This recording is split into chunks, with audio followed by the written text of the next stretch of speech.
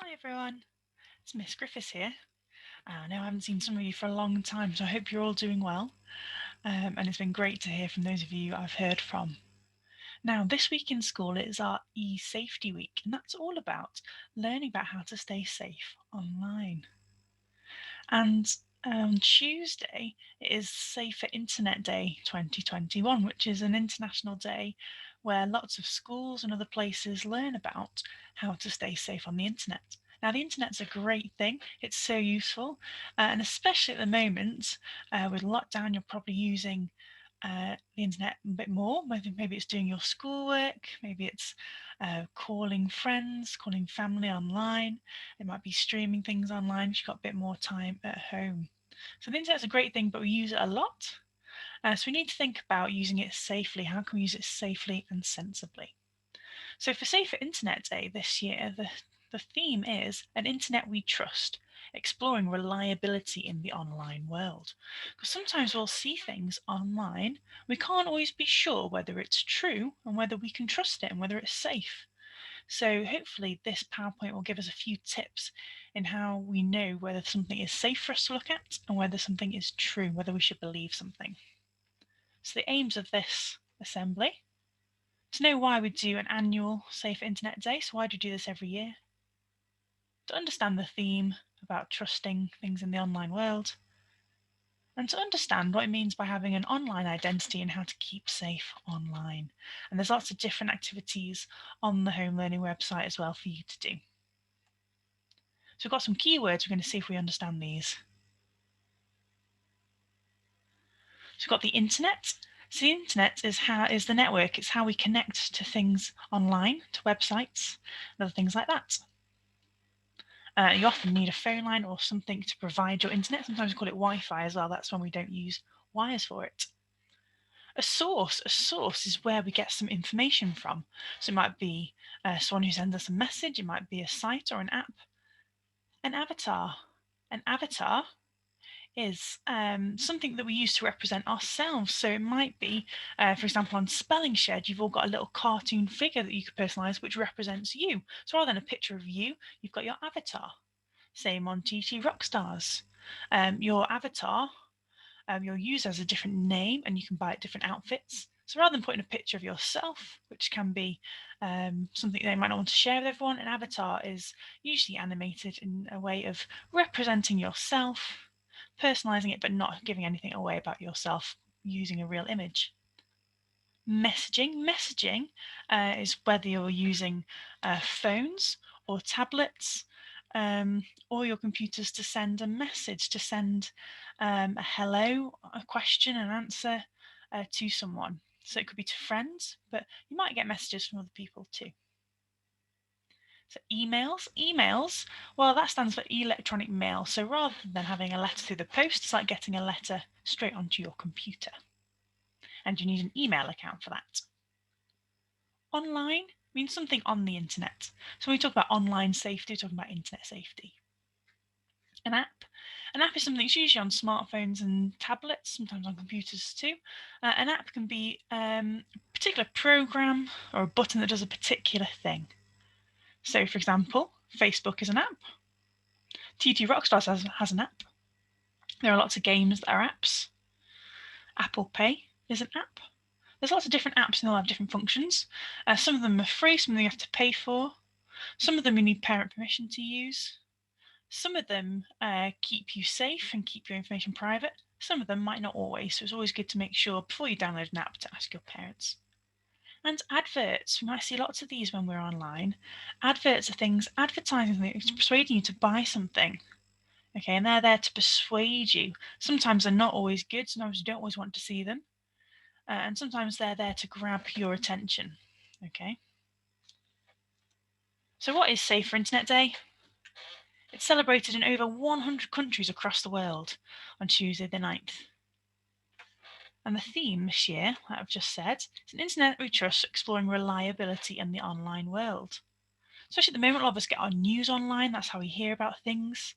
So we need to know whether what we read or hear or see online is true or not.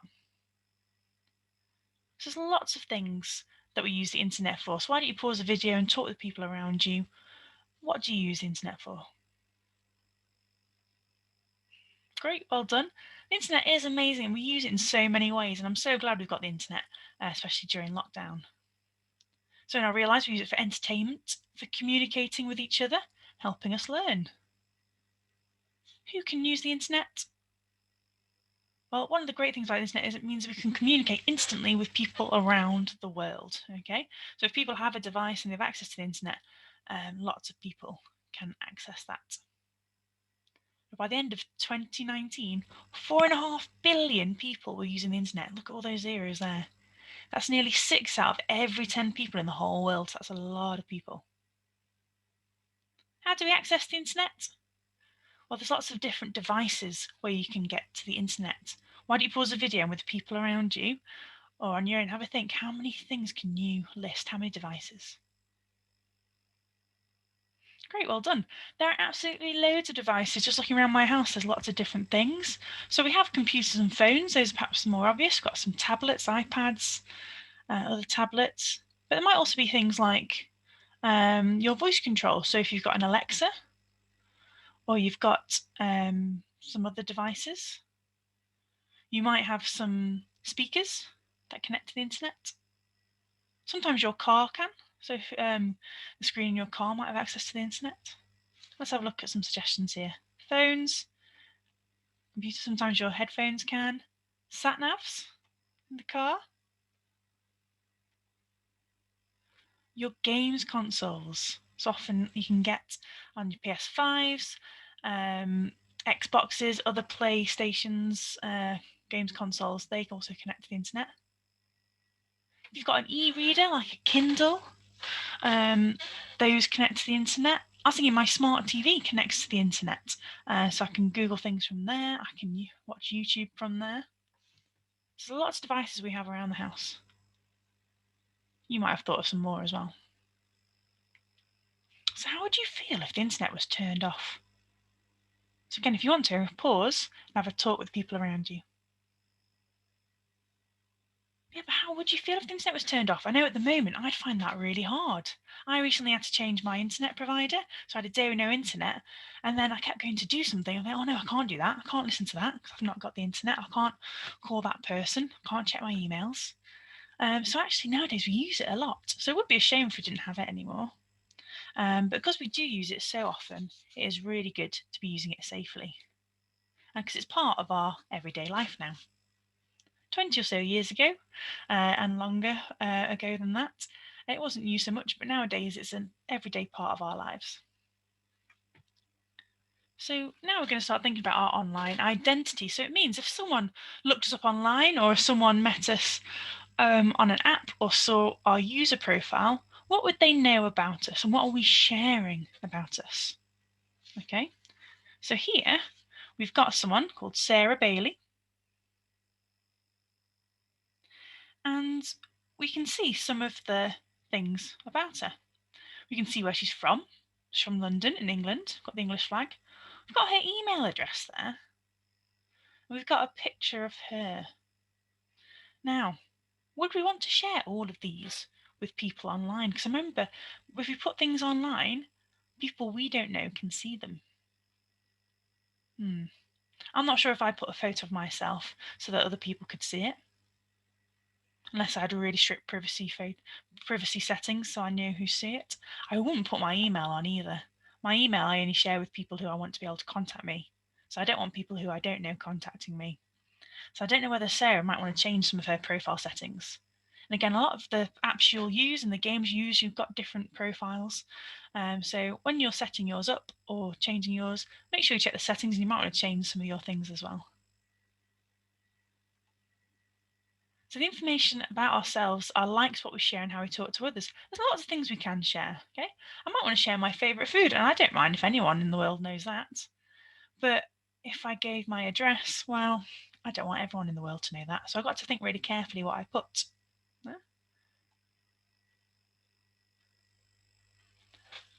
So what do you like to do online?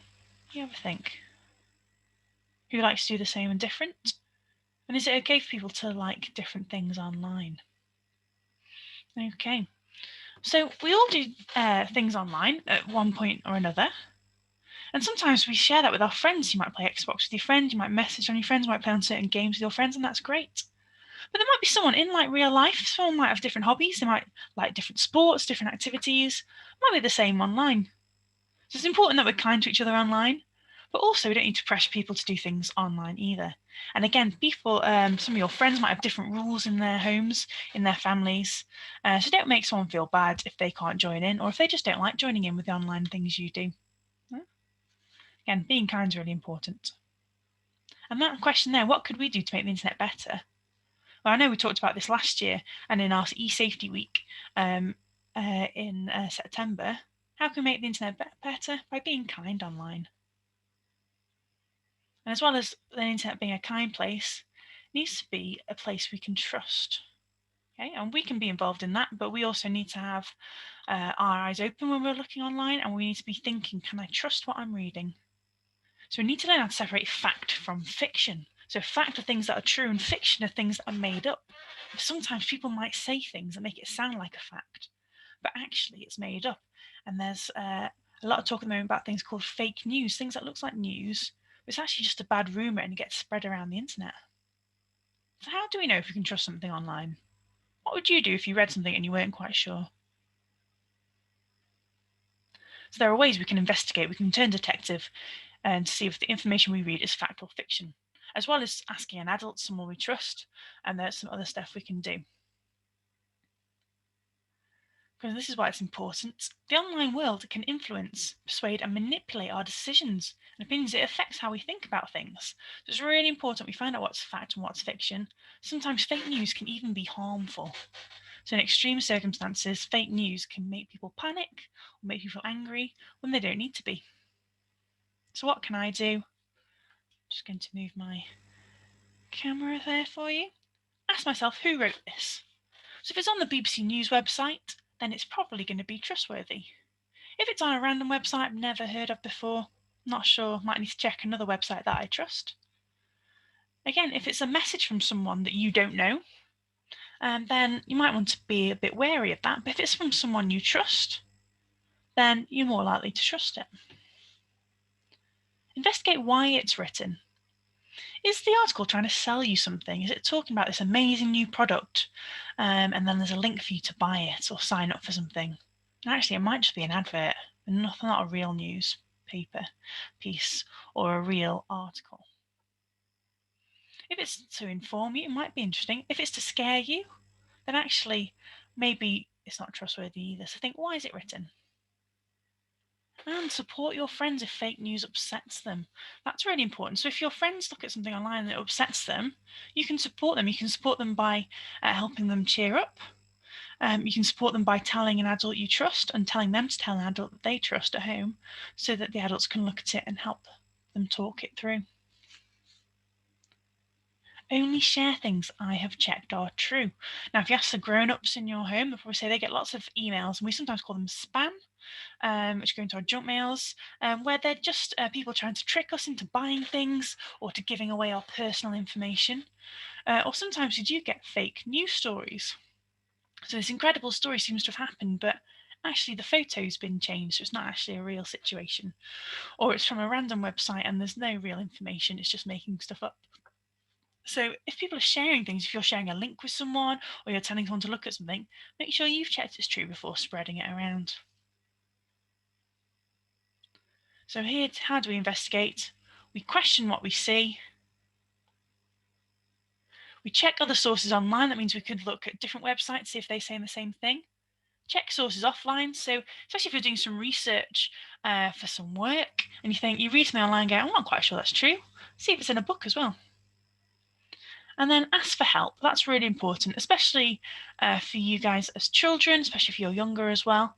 Ask an adult for help. They'll either know whether it's true or false, or they'll know where to look to make sure. So we've got some scenarios here, some different situations. For each one, after I've read it, you can pause the video and have a think about it. We can talk about it with the people around you. What would you do? What would you do if you're on your device and you see an advert pop up saying you've won a prize? Pause the video and have a think. Now, I know that sounds very exciting, but often they are scams. They get you to click a link which takes you to a website, maybe where you have to enter your information so that they can enter you into the prize or send you the prize. And sometimes things like that are just after your personal details, like your address or your full name or your email address. Those are things you should never give out online. No? Sometimes if you click on a link on a pop-up, it might take you to a website that's not appropriate. Or maybe that might download a computer virus. So it's really important not to click on pop-ups. You can actually set your internet browser so that pop-ups are blocked, and your parents might be able to do that for you as well. If you ever get a message saying you've won something, especially if it's a prize you've not entered, then think this is probably a scam. I shouldn't trust this. What if you saw a link for a video to an amazing new football trick? It's a bit tricky, that one. Have a pause and think about that one. That one's an interesting one. You saw a link for a video to an amazing new football trick. I guess it depends on what website you're looking at and where the link was. If a random person messaged you a link that you don't know, you could maybe click on it. And then it might take you to a website with other stuff on, or somewhere not very nice. So I wouldn't trust it if it was a link sent by someone I didn't know. Again, if it was a friend who sent it and you trust that friend who's sensible, you can click on that link. Sometimes looking at the website address is useful. So if it's a YouTube video, it's more likely to be a real video. And not guaranteed, but it's more likely to be a real video.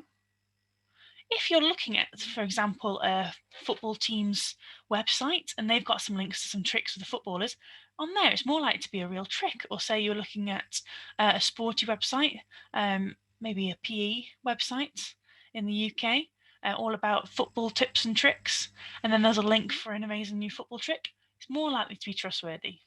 Again, every website's different, but it's you thinking what's the most sensible thing to do. And if you weren't sure, again, you could ask an adult.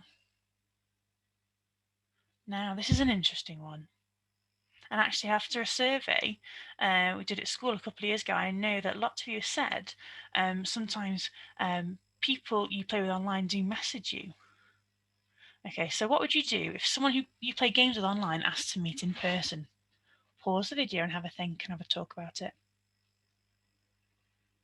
Okay, now this one all depends on the situation. If it's someone you play games with, and you know them in real life, say it's someone from school in your class and they say, maybe we should meet up later, that's fine. You know them in real life already. So that, in that point, you talk to your parents and go, can I go to so-and-so's house? And your parents would organise it. Obviously, you'd always tell your parents where you're going and they'd sort it out for you.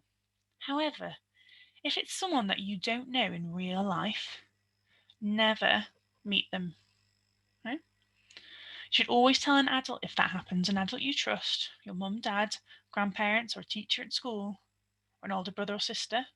If it's someone you've not met in real life and they ask to meet in person, you need to stop talking to them because that's not right. Okay? That is really, really important. Now, it might be that actually they are another child and they want to be friends, but we don't know. We don't know if there's someone we've met online, we don't know who they really are. Okay, so it's really important at that point you tell an adult and they'll know what to do next. If they keep on asking and you feel uncomfortable, then you can block that person as well. Okay, you can ask your parents about the security things. I know lots of you know how to block people. Okay, but never meet up with anyone who you've met online but never met in real life. Okay, and you never do anything that makes you feel uncomfortable. So sometimes we get that feeling in our tummy, don't we? We think, oh, it doesn't feel quite right. I'm not sure about that. That's usually a good sign that we shouldn't be doing something. So that's a good time to go talk to an adult. So some things to remember. Question what you read, what you see, what you get sent. Check. So check on other websites, check with friends, check with your parents, with an adult you trust, and ask. Yeah? Lots of the adults in your life will be willing to help you with those things. So ask an adult that you trust. Your teachers in school, and I know the school staff are always willing to listen. I'm sure lots of your parents would be willing to, grandparents as well. Always ask. Yeah? And if you're not sure whether you trust it or not, do those things and then ask an adult. Okay, well, that's it from me for now. I hope you enjoy the different activities on the web pages that I've put onto the home learning site. Again, if you ever need anything, your parents can contact me, or you can ask your class teacher as well. As I said, the internet is amazing and it's such a great tool, but we also need to make sure we're using it safely. So enjoy investigating the different activities on the home learning page and enjoy using the internet nice and safely. All right, bye for now.